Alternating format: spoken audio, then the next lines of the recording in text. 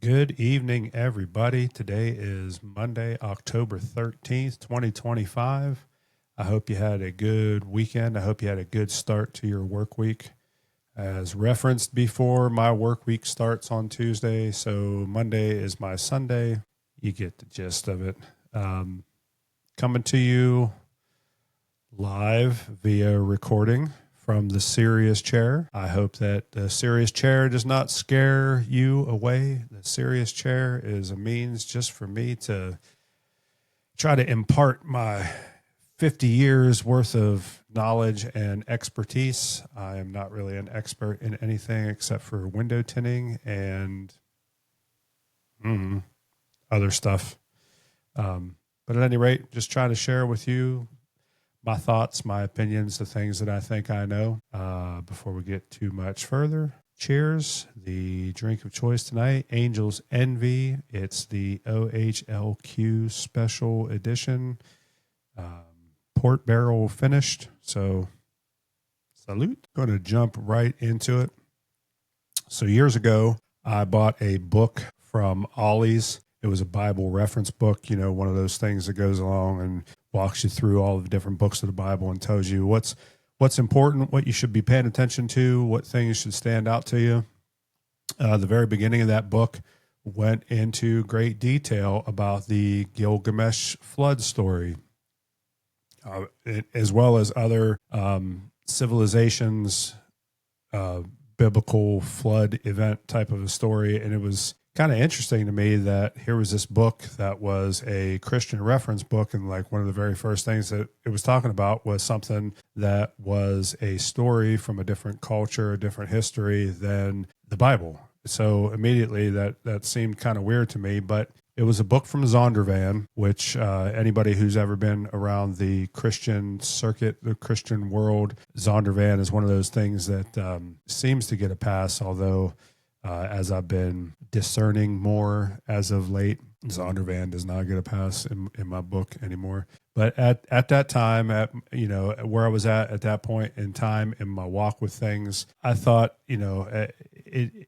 should be credible. But upon reading that at the very beginning of this book, I decided that it was a book that I probably shouldn't be trusting. So that decision proved to be helpful to me in the long run, and there's a reason behind that. Being confused by the references to the different other traditions, the different other histories and cultures being at the very beginning of this book about the Bible, I wanted to bring it up with my pastor. So I said, Pastor Darren, can you please explain to me why this information is not only in this book, but it's also at the very beginning? So we had a big, long conversation about it. It's something that it was a long initial conversation. It was a conversation that spilled over into other conversations, but a long conversation ensued. The word counterfeit has obviously been something that's been in my vocabulary for a very long time. Not because I'm a counterfeiter or anything, but you kind of learn the idea of counterfeit from a younger age, not necessarily like a really, really young age, but this long ensuing conversation, this continued conversation that I had with my pastor, put the idea of counterfeit far more in to the front of my thought process. It's something I definitely had been thinking about and talking about for a very long time, clear up until today. Obviously, I'm talking to you about counterfeit. So I believe the Bible to be true and accurate. Hard to believe things, as well as the very hard to imagine stuff that's in there. With that being said, why not a worldwide flood, right? You have many cultures and many histories that share an acknowledgement of a worldwide flood event. So that should solidify the authenticity of that story at the very least. I would say we could agree that a global flood took place. It's a good place to start. So why are all of these stories very similar and at the very same time very different? Well, a very simple answer to that is many are counterfeit. Let me explain. let me walk you through something to kind of maybe give you an idea of exactly what I'm talking about. So I just went to see the Pittsburgh Steelers versus the Cleveland Browns. Pittsburgh definitely whooped on the Browns. Sorry to you, Brown fans, but your team ain't very good this year. Not like it's ever been very good just about any year. Just like my Las Vegas Raiders, your Browns are a very bad organization that likes to just make money off of its fan base. But whatever. Anyway, next point. So tons of Steelers jerseys in the house at Acrisure. That's such a, can it just still be Heinz Field? Anyway, Acrisure Stadium. Lots of Steelers jerseys. There was a smattering of some Browns jerseys there as well. If you're like me and you like sports, you have different sports teams that you like and represent. You may have at some point in time searched for jerseys or hats, shirts, gear, stuff for your team. Then you would notice that you would get these ads that would pop up on your social media, right? You'd get things that would come up on your Facebook. Maybe you get some different reels, or maybe on your search engine, you might get like a little sidebar telling you, Fanatics this, or I don't know, Hat World, Lids, et cetera, et cetera. Some of those places would probably be trustworthy sources, Lids, Hat World, whatever. But you'd also get these other ones that would be like odd with something other than like a .com at the end of it. And you just say, okay, those seem a little bit sketchy. But as I walked around the stadium, I could easily spot the cheap knockoff jerseys. They were the ones that like the lines, the stripes don't really seem to be right. The size of the numbers and the letterings don't seem to be right. Maybe have like a bunch of, I don't know, things seemingly falling off where the names were sewn on the back or whatever, that kind of a thing. But it was easy to compare those with what everybody had on. You had a base to compare to with what a lot of people were walking around the stadium with.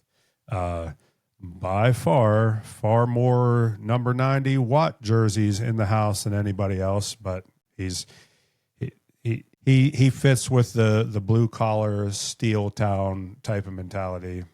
But it was easy to spot the fake jerseys. It was easy to spot the jerseys that were not quality made, the ones that came from someplace that, like I said, things didn't quite line up. The true counterfeits, those are harder to spot. In fact, if you are a counterfeiter, your main goal is that, right? You want to produce something that's undetectable to the untrained eye. So back to the flood narrative, right? So the word history sometimes gets referred to as his story, and some people maybe even like in the Christian circle will make that be like capital H, his, but I'm not saying it that way. Just his story, like the way that somebody tells history is their story, just like the idea of history being told by the victors is also something that you hear about here. People refer to history that way. I will tell you this. I'll tell you that over the past 30 years, I've looked into a great number of different things, and a lot of things absolutely don't align with the narrative that has been readily accepted by the masses as official history. Most recently, we all went through the pandemic a few years back, and here we are just a few years later, and a lot of things that you remember happening, they are memory holing it and acting as though it didn't. Matter of fact, you don't even have to go that far back. We're being told that a list never existed, right? And that was something that just within a year or so, there was supposedly this list, right? So, what's my point? Well, narrative by its very definition is a way of presenting or understanding a situation or series of events that reflects and promotes a particular point of view or set of values. The flood narrative of various cultures and histories, while telling of the flood itself, also had particular points of view, specifically as it pertained to the belief system of each of those cultures and histories, right? So if you've been watching the show, you know that a couple episodes ago, I was talking about how all of our local newspapers are part of the Ogden news group or whatever. And you will never find a negative article in any of those newspapers about the Pittsburgh Pirates. Why? Because the gentleman who owns the Pittsburgh Pirates also owns the Ogden News, whatever. So you can't tell the flood narrative correctly in civilizations that don't have the God of the Bible as the God of that particular civilization. Instead, you get a counterfeit. You get something that has some true points, some truth to it or whatever, but in the long run, in the grand scheme of things, it is not going to line up with reality. So how do you spot counterfeit?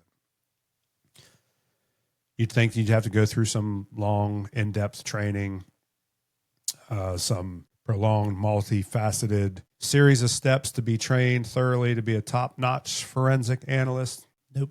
You do have to, however, be intimately familiar with the authentic. If you've ever watched any of the YouTube videos where the guys bring their shoes to the different shoe shows, or any of the TV shows where people are bringing their prized items, their antiques, their collector's items to the pawn shops or whatever, there's a great number of things that they have to look at to verify authenticity.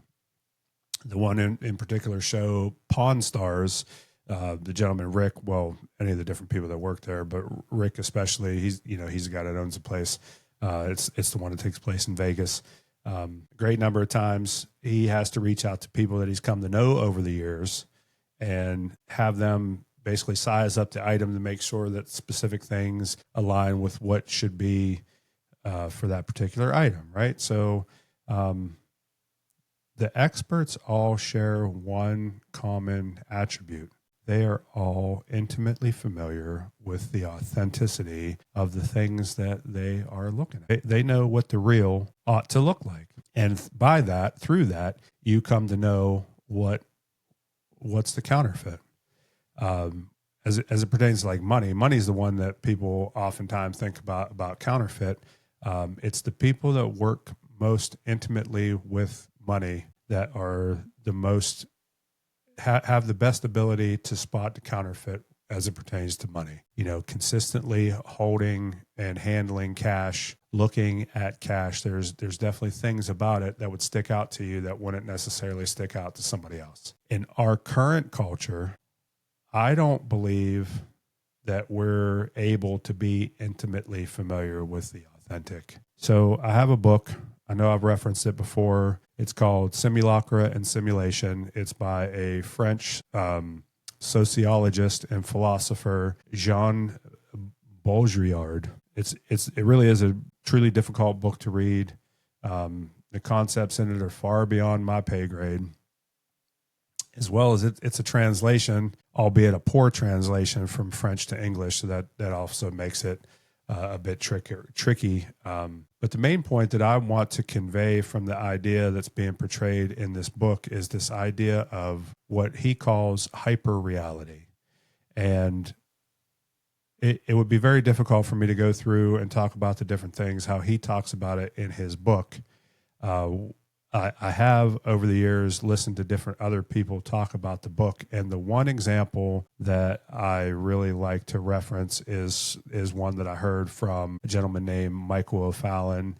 Michael O'Fallon has a show, a podcast. It's called The Causes of Things. In episode 30, he's specifically talking about simulacra and simulation, and he's talking about it in reference to lots of different things that are going on in our world.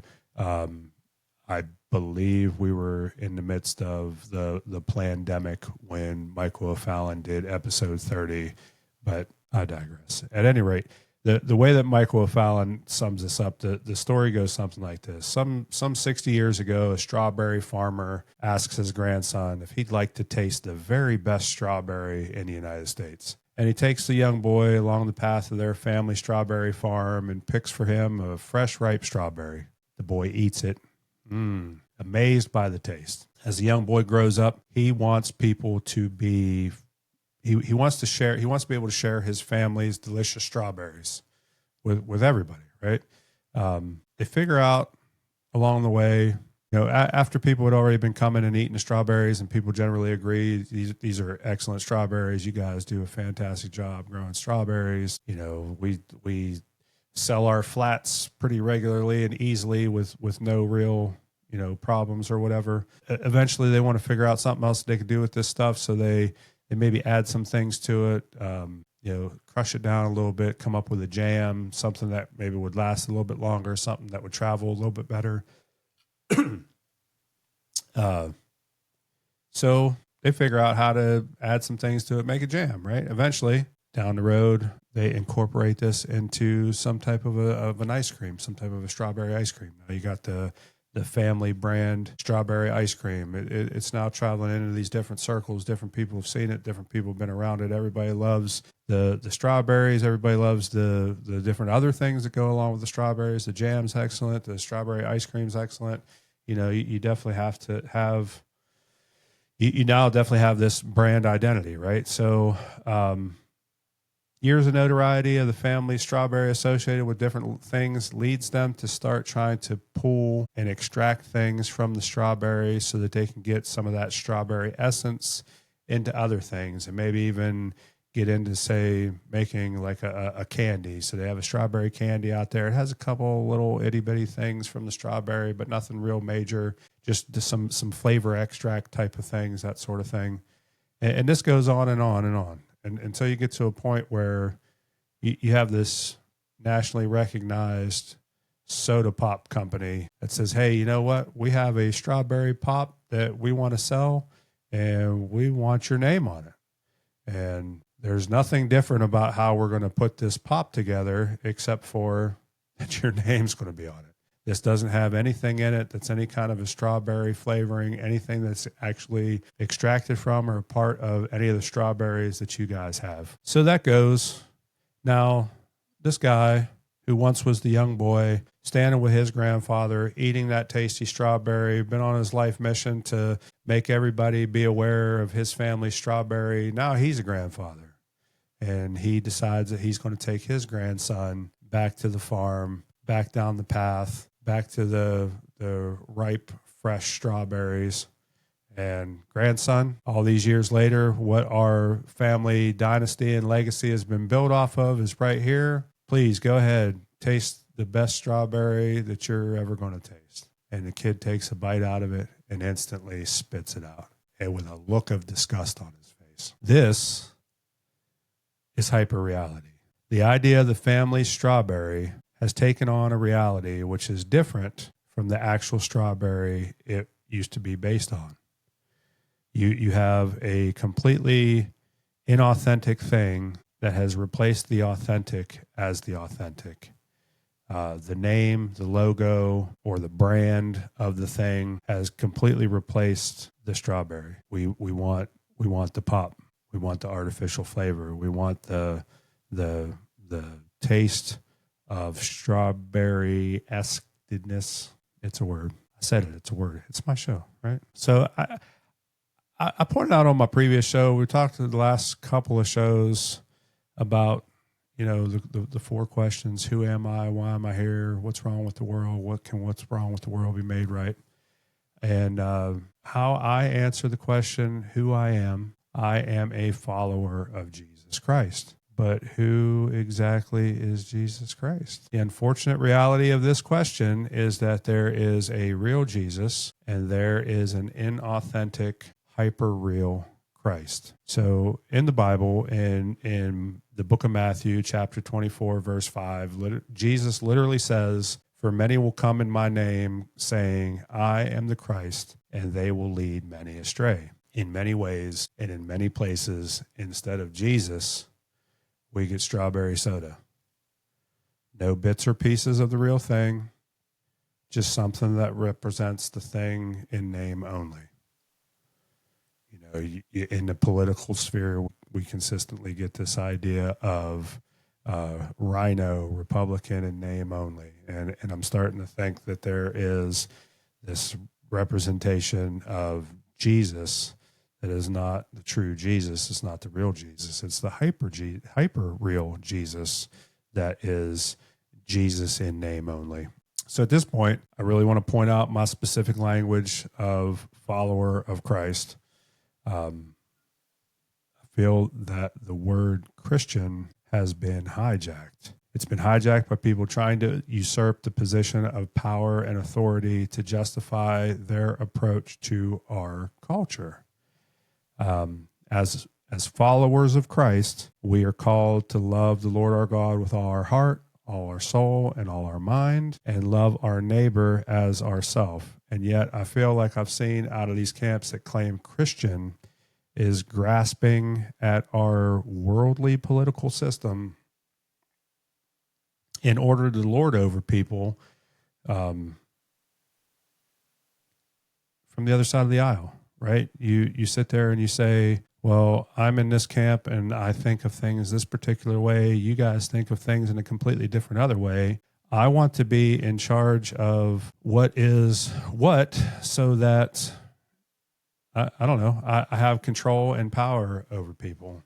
Paul writes in Ephesians, we do not wrestle against flesh and blood, but against the rulers, against the authorities, against the cosmic powers over this present darkness, against the spiritual forces of evil in the heavenly places. In other words, our enemy is not our neighbor. It's not our coworker. It's not our relatives, etc. It's the principalities and the entities that are at the root of the thought processes that are behind various people, various groups, various things. At the end of the day, we cannot be simply a moralistic or a legalistic society. Having control of the law making, the law enforcing, the law interpreting, having control of those pieces of this current political system does nothing to foment heart change. Heart change really is at the center of what we want from people. If you're not fomenting heart change, all you're trying to do is have behavior modification. Do this or else. It's not the ultimate goal of Christ nor the gospel. Romans 3:23, for all have sinned and fall short of the glory of God.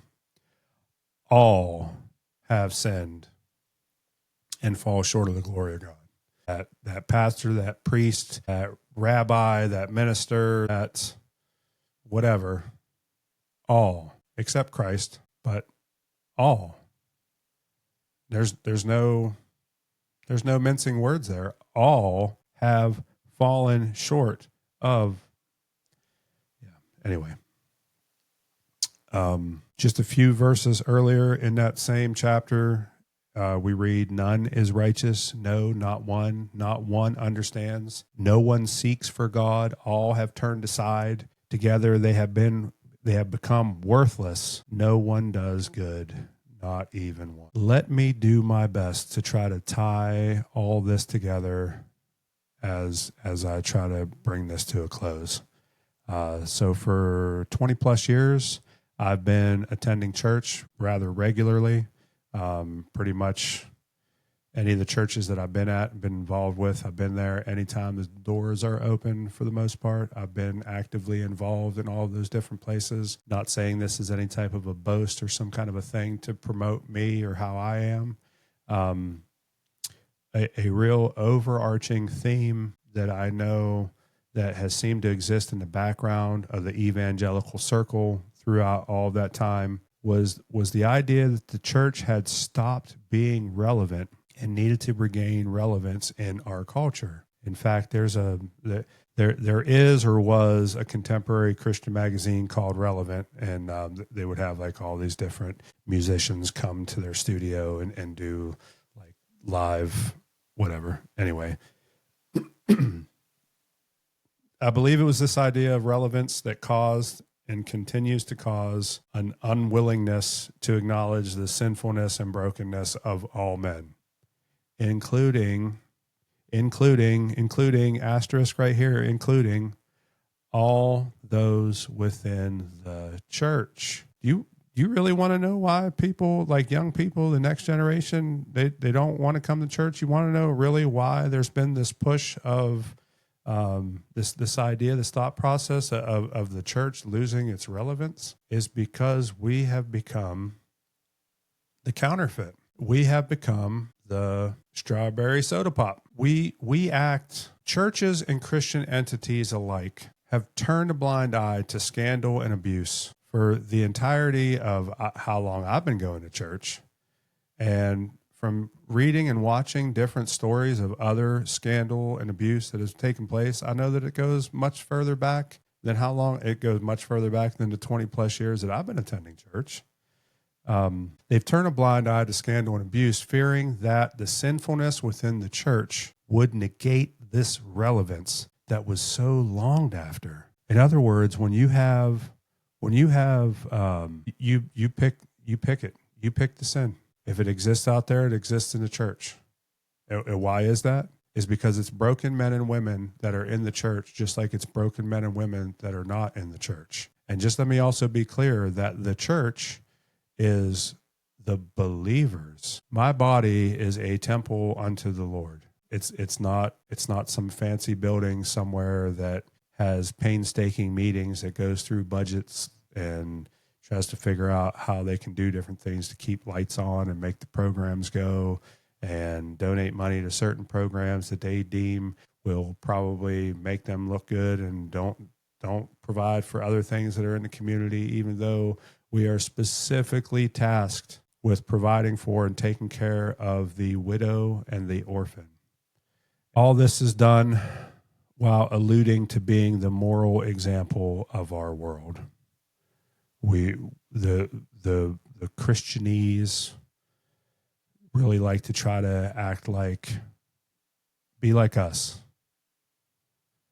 Yeah, Christ is nice and all, but be like us. We're what you should model your life after. I've even had different people that I've listened to kind of suggest that. I literally sat under a guy who on Saturday morning men's breakfast Bible study suggested that we need to go back through and look at all of the patriarchs from the Old Testament, and every place that those guys got it wrong, we need to get it right. That's counterfeit. That's strawberry soda pop, bro. I can't do right in and of myself. If I could, I wouldn't need a savior. I wouldn't need Jesus Christ. We cannot do good or be good absent the Holy Spirit. It's a consistent struggle of our existence. The Bible says the desires of the flesh are against the spirit, and the desires of the spirit are against the flesh. Engaging our culture is absolutely part of what we are called to do. However, engaging our culture is meant to be a personal relationship. It's not about usurping power to dictate the law. The law and the terrible adherence to the law that we think that we can do does not save souls. In fact, what the law does is the law shows you how you have sinned. The law shows you what's wrong, shows you what's wrong with you, shows you what separates you from a holy and righteous God. And I will tell you that one sin separates you forever from being able to be in the very presence of God. So then what is the message then? Well, I'll tell you this. I know that in the end there will be a white throne judgment, and basically you're either going to be looked at as yourself or you're going to be seen as Christ. That's it. If you get seen as you better have fulfilled the law 100%, absolutely, front, back, beginning and end. You haven't done that a day in your life. You never will. You can't. That's the whole point of the law. That's the point of the law, especially as it pertains to the Old Testament. But Christ. Christ came, Christ lived a complete, perfectly, perpetually obedient life, lived to the letter of the law, so that the law could be fulfilled. So the law is something that does pertain to salvation, but only if it is something that could be perfectly, perpetually obeyed to the fullest extent of how it is written. It's only been done by one person ever. That's Jesus Christ. So the only way we truly have any relevance in all of this is how the law tells us all of the places that each of us have fallen short of the glory of God. And with that, I think I'm going to end that here. Again, everything that I'm talking about, the whole narrative, the whole long expression of everything that I'm going through, this all builds from one to another to another. Very, very soon, I will be talking about digital ID. I will be talking about Palantir and data centers and how so much of what we do has been, is being, and will continue to be monitored, even to the point of trying to have thumbs on everybody to coerce people to do things that they maybe otherwise wouldn't do. Why any of that has any relevance has everything to do with everything that I've been talking about to set this up moving forward. If you don't know Christ, if Christ doesn't know you, if you have absolutely no care about where your soul ends when all this ends, then by all means, none of that stuff matters, because you'll just get right on in line. You'll get your digital ID. You'll be totally fine with the central bank digital currency, with a cashless society, with cameras everywhere monitoring everything, with wearable devices monitoring everything, with all these really burdensome rules and laws going to be sat down on everybody's shoulder, making everybody not be able to live any kind of a realistic life unless they obey the law of the land. And it's coming, but you need to understand this point of view, this worldview, where I'm coming from, to have, otherwise you'll completely miss everything that any of that other stuff is all about. What is the purpose of all these different people trying to usurp power and take over whole sections of governments and control nations and industries and try to lord over everybody else? It's not as simple as you might think it is. It definitely has spiritual implications, spiritual relations. It has what's really odd about everything is the things that ever got me involved in reading the Bible in the first place was all the different biblical prophecies that I saw in the Bible, and it's so very interesting that a book that is as old as it is really as relevant as it is how things seem to be panning out. Don't get me wrong. I do not think that all of these things are set in stone as far as like this stuff is absolutely going to happen within our lifetime. I don't think that the Bible is very clear about that. I think that there are a lot of different things that are taking place geopolitically that would suggest that things are right around the corner, but I think it is insane that there are people within the Christian world that are celebrating a lot of these different things going on because they think that that automatically means that Christ is right around the corner. I don't think that that is necessarily the truth. But at any rate, I thank you for the watch. I thank you for tuning in, seeing what I have to say, paying attention to what this old fuddy-duddy, crazy conspiracy theory guy has to say. Until next time, thanks.